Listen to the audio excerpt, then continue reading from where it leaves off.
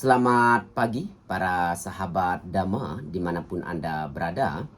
Semoga Anda senantiasa selalu diberkahi kesehatan, kebahagiaan, dan kesejahteraan. Selamat datang di Wudiko Channel Namo Buddhaya. Kembali lagi bersama saya Biku Diko. Pada kesempatan pagi yang baik ini, saya akan menyampaikan kisah seorang biku tertentu yang terdapat di dalam cerita Dhammapada Atthakatha Sair 35. Dan sair atau kisah yang saya sampaikan ini masih bab 3, yaitu Cita Waga, sair tentang pikiran. Baiklah para sahabat Wudiko Channel dimanapun Anda berada, untuk itulah agar para sahabat bisa mendapatkan poin penting atau nilai moral apa yang bisa diambil, yang bisa dipetik dari kisah atau cerita-cerita inspiratif ini, maka tonton dan dengarkan video ini ya, simak video ini sampai tuntas.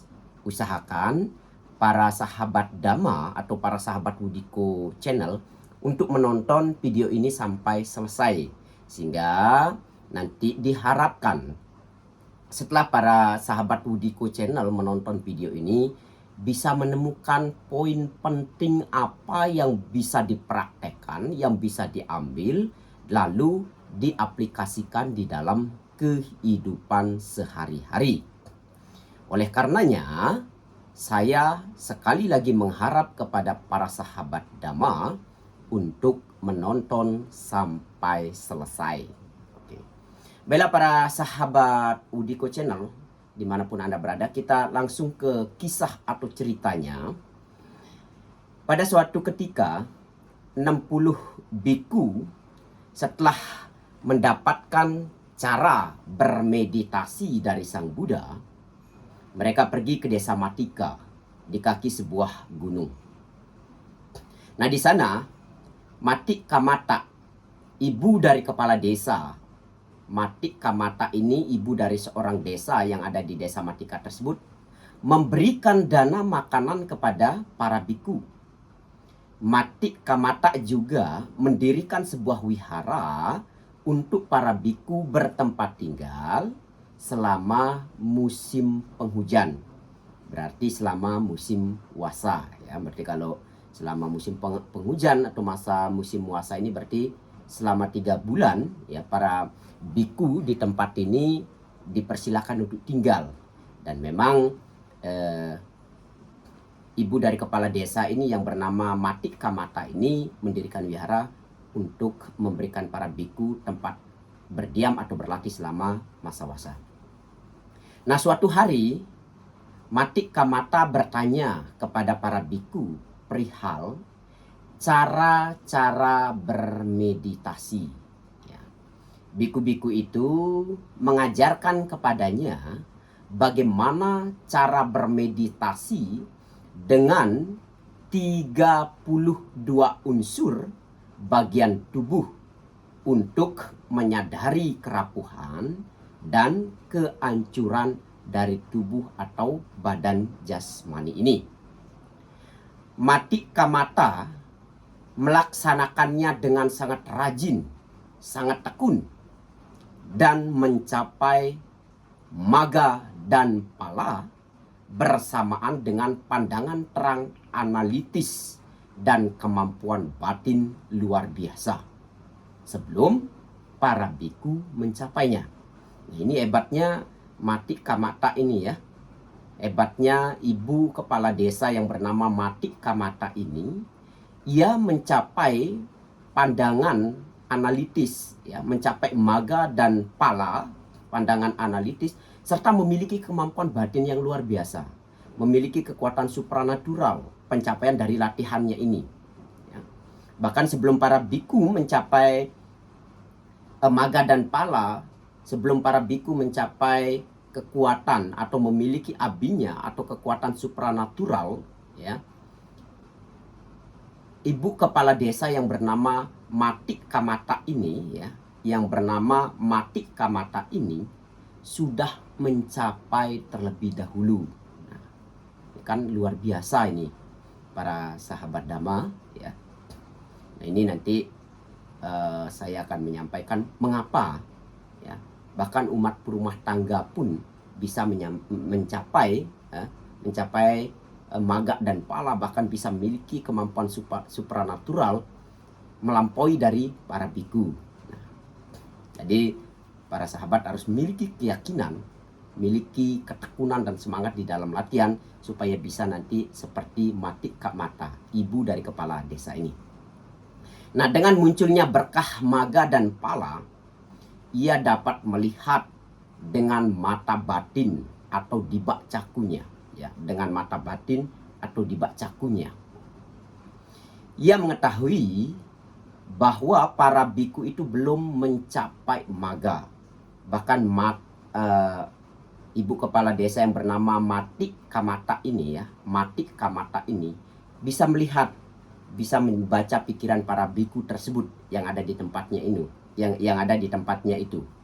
Ia melihat bahwa para biku ini belum mencapai maga, belum mencapai hasil, ya, belum mencapai hasil dari praktek yang mereka lakukan. Kemudian ia juga tahu bahwa para biku ini atau para biku-biku tersebut mempunyai cukup potensi untuk mencapai arahat. Ya, bahkan ibu kepala desa ini atau Mati Kamata ini bisa melihat ya bahwa para biku yang ada di tempatnya ini memiliki potensi untuk mencapai tingkat kesucian arahat. Tetapi mereka memerlukan makanan yang cukup dan penuh gizi. Karena tubuh yang lemah akan mempengaruhi pikiran untuk berkonsentrasi. Jadi Mati Kamata ini tahu bahwa para biku ini memiliki potensi yang baik untuk mencapai hasil yang lebih tinggi ya, dan melihat para biku ini butuh makanan yang memadai, makanan yang bergizi. Karena kalau makanan tidak cukup itu membuat pikiran atau konsentrasi menjadi tidak baik. Tetapi ketika makanan cukup, gizi cukup, itu bisa membantu para biku tersebut untuk latihan lebih maksimal ya, bisa untuk melatih pikiran untuk lebih berkonsentrasi. Maka Mati Kamata menyediakan makanan pilihan untuk para biku tersebut. Dengan makan makanan yang sesuai dan pengendalian yang benar, para biku dapat mengembangkan konsentrasinya dengan benar dan pada akhirnya mencapai arahat. Nah, para biku yang ada di tempat Mati Kamata ini, ibu dari kepala desa ini, semuanya mencapai arahat. Akhir musim hujan, ya. Di akhir musim penghujan, para biku kembali ke Wihara Jetawana, tempat bersemayamnya Sang Buddha atau tempat tinggalnya Buddha Gautama. Mereka melaporkan kepada Sang Buddha bahwa mereka semua dalam keadaan sehat, dalam keadaan kesehatan yang baik dan menyenangkan. Mereka sudah tidak khawatir, mereka sudah tidak khawatir perihal makanan. Mereka juga menceritakan Mati Kamata mengetahui pikiran mereka dan menyediakan serta memberikan mereka banyak makanan yang sesuai, sesuai selera para biku tersebut, yang bisa mendukung latihan mereka untuk mencapai tingkat kesucian arahat. Nah, seorang biku yang mendengar pembicaraan mereka tentang Mati Kamata ini memutuskan untuk melakukan hal yang sama, pergi ke desa tersebut setelah memperoleh cara-cara bermeditasi dari Sang Buddha. Ia tiba di wihara desa, ibunya kepala desa Mati Kamata ya, tiba di wiharanya Mati Kamata. Di sana ia menemukan bahwa segala yang diharapkan sudah dikirim dan Mati Kamata, umat yang dermawan, ya, dikirim oleh Matik Kamata, umat yang dermawan tersebut, yang membimbing, yang mengetahui para biku, ya, 60 para biku yang berlatih atau yang tinggal selama musim wasa atau musim penghujan di wiharanya Matik Kamata ini. Nah, ketika biku itu menganggap, ya, ketika biku itu mengharap Matik Kamata datang, ia datang ke wiharanya dengan pilihan banyak makanan. Nah, sesudah makan, biku itu bertanya kepada Matik Kamata, apakah ia membaca pikiran orang lain? Saya tegaskan lagi, biku yang datang ke tempat Matik Kamata ini bertanya, ya, apakah ia membaca pikiran orang lain, ya. Apakah ia bisa membaca pikiran orang lain, ya. Dengan terkejut, ya, saya ulangi lagi, ya, di mana biku ini bertanya kepada Matik Kamata, apakah ia bisa membaca pikiran orang lain? Matik Kamata mengelak dengan pertanyaan balasan, ya. Berkelakuan seperti perumah tangga yang terikat pikiran tidak suci, dan ia sungguh-sungguh mengetahuinya, ya.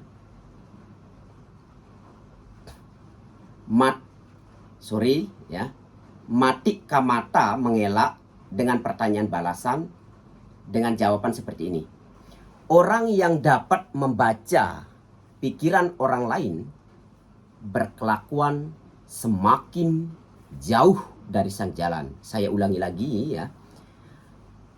Matik Kamata ini mengatakan kepada biku tersebut, ya, orang yang dapat membaca pikiran orang lain berkelakuan semakin jauh dari sang jalan. Ingat, ya, ini poin pentingnya di sini, ya. Poin pentingnya di sini ketika biku itu bertanya kepada ibunya kepala desa, ya, atau yang bernama Matik Kamata ini, ya, apakah ia bisa membaca pikiran orang lain? Kemudian Matik Kamata ini menjawab, orang yang dapat membaca pikiran orang lain berkelakuan semakin jauh dari sang jalan. Ini di garis bawahi, ya. Dengan terkejut, biku itu berpikir, mungkinkah saya berkelakuan seperti perumah tangga yang terikat pikiran tidak suci, dan ia sungguh-sungguh mengetahuinya. Ini pikir biku tersebut. Biku itu khawatir terhadap umat dermawan tersebut dan memutuskan kembali ke wihara Jetavana. Bahkan biku tersebut menjadi khawatir karena ia merasa memang umat ini mampu membaca pikirannya, dan ia pun kembali ke wihara Jetavana, ya. Biku ini pun kembali ke wihara Jetavana.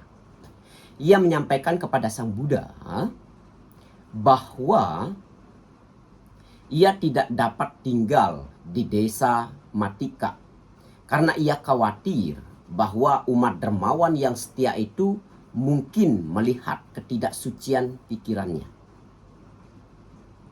Sang Buddha kemudian berkata kepada biku tersebut untuk memperhatikan hanya pada satu hal. Buddha, ya, berkata kepada biku tersebut untuk memperhatikan hanya satu hal, yaitu mengawasi pikiran.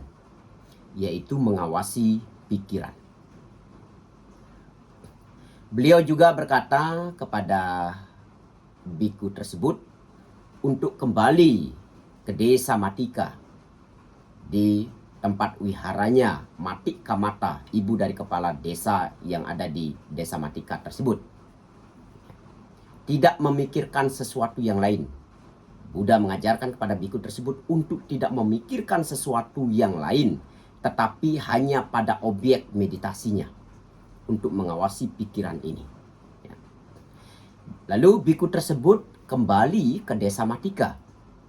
Umat dermawan itu tetap memberikan dana makanan yang baik kepadanya seperti yang dilakukan kepada para biku sebelumnya, ya, atau kepada para biku yang telah tinggal sebelumnya di tempat tersebut. Dan biku itu melaksanakan meditasi dengan tanpa rasa khawatir lagi. Dalam jangka waktu yang pendek, biku itu mencapai tingkat kesucian arahat. Nah, setelah kembali dari wihara Jetawana, biku tadi kembali ke desa Matika. Ya. Ibu kepala desa yang bernama Mata Matika ini tetap memberikan derma makan kepada kepada biku tersebut, tetap menyokong kebutuhan sehari-harinya. Kemudian biku itu dengan penuh rajin, dengan penuh ketekunan berlatih terus sampai pada akhirnya biku tersebut mencapai tingkat kesucian arahat. Nah, berkenaan dengan biku itu, Sang Buddha membabarkan syair 35 yang bunyinya seperti berikut ini. Sukar dikendalikan pikiran yang binal dan senang mengembara sesuka hatinya. Adalah baik untuk mengendalikan pikiran. Suatu pengendalian pikiran yang baik akan membawa kebahagiaan. Para biku yang berkumpul pada saat itu mencapai tingkat kesucian Sotapati setelah khotbah Dhamma itu berakhir. Nah, para sahabat Dhamma atau para sahabat Buddhiko Channel, poin penting apa yang bisa kita ambil, yang bisa kita praktekkan dari kisah atau cerita Dhammapada inspiratif ini, di sini mengajarkan kepada kita seperti apa yang dilakukan oleh para biku di desa Matika, dan seperti apa yang dilakukan oleh ibu kepala desa bernama Matika Mata, ya, Matika Mata. Mereka rajin, tekun, berlatih di dalam latihan, di dalam praktek.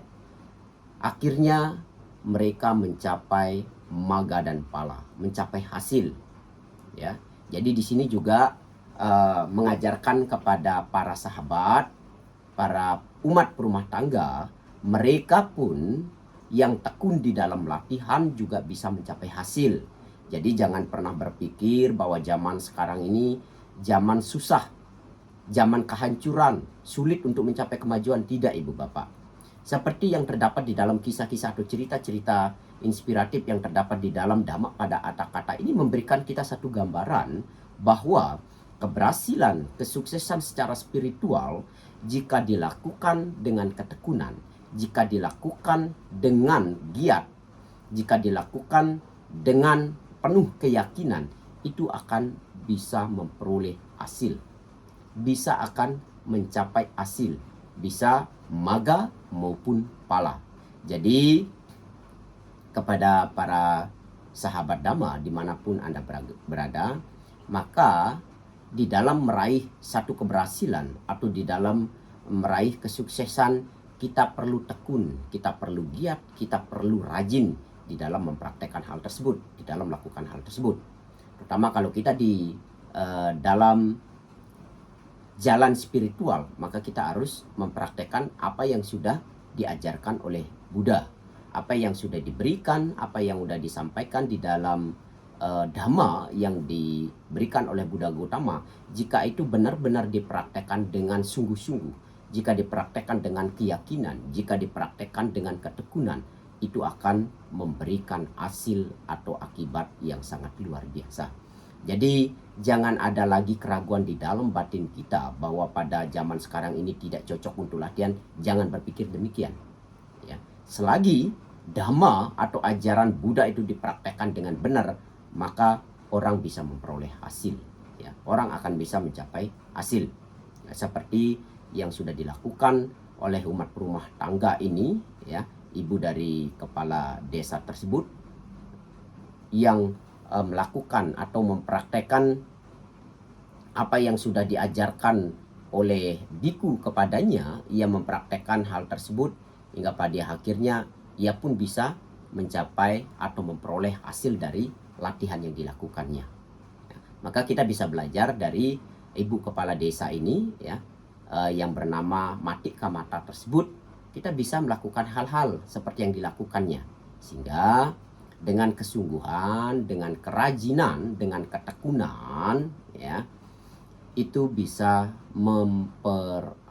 mencapai atau bisa memperoleh hasil yang maksimal. Maka untuk mendapatkan hasil yang maksimal, untuk memperoleh hasil yang maksimal, maka mari kita latihan dengan sungguh-sungguh, kita praktekkan dengan keyakinan, kita praktekkan dengan ketekunan, kita latih dengan penuh keulatan sehingga bisa memperoleh hasil. Semoga kita juga seperti para biku yang ada di dalam kisah ini, dan Anda juga sebagai umat rumah tangga bisa seperti umat bernama Matik Kamata ini, bisa juga sukses di dalam latihan, ya. Jadi tidak hanya sukses secara materi, tetapi sukses juga secara spiritual. Dan ingat juga para umat rumah tangga di sini juga diajarkan ketika mereka memiliki kemampuan tersebut, ya, kemampuan bisa melihat masa depan, kemampuan bisa membaca pikiran orang lain, jangan pernah menggunakan hal tersebut untuk hal-hal yang tidak tepat, untuk hal-hal yang hanya menguntungkan pribadi diri sendiri. Karena seperti Matik Kamata mengatakan, mereka atau orang yang dapat membaca pikiran orang lain, kelakuannya semakin jauh dari sang jalan. Maka mereka yang memiliki kemampuan, ingat ya para umat rumah tangga, yang mengatakan bahwa dia bisa membaca pikiran orang lain, itu hanya akan semakin jauh dari sang jalan, ya. Hanya akan merugikan diri sendiri. Maka kalau Anda memiliki kemampuan, ya, memiliki kemampuan batin, memiliki mata dewa, yang memiliki kemampuan batin atau mata dewa, memiliki kekuatan supranatural, maka gunakanlah hal itu untuk berlatih sampai bisa mencapai kesucian arahat, berlatih untuk semakin maju dan berkembang di dalam dhamma, untuk bisa membebaskan diri dari kelahiran dan kematian, bukan digunakan hanya untuk kepentingan pribadi, ya, untuk keuntungan pribadi. Itu kalau dikatakan seperti yang dikatakan oleh Matik Kamata, ketika orang mampu membaca pikiran orang lain, apalagi dia berbicara, ya, atas pengakuan diri sendiri bisa membaca pikiran orang lain, itu hanya akan semakin jauh dari sang jalan. Baiklah para sahabat Dhamma atau para sahabat Udiko Channel, semoga apa yang saya sampaikan ini bisa memberikan kita inspiratif atau inspirasi, sehingga kita juga bisa melakukan praktek-praktek yang baik, praktek-praktek yang tekun di dalam kehidupan sehari-hari, sehingga kita bisa seperti para biku yang di dalam kisah ini, dan Anda sebagai umat rumah tangga bisa seperti Matik Kamata, ya, umat rumah tangga yang bernama Matik Kamata ini. Semoga semua makhluk hidup berbahagia. Sabi Sata Bawantu Sukitata. Namo Buddhaya.